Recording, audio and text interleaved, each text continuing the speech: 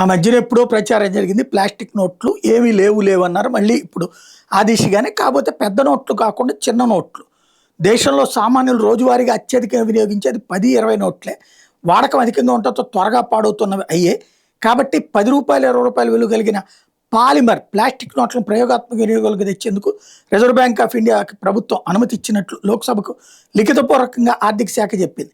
1994 RBI చట్టంలో section 25 ప్రకారం RBI central board సిఫార్సుల మేరకే ప్రభుత్వం ఈ నిర్ణయం తీసుకుంది.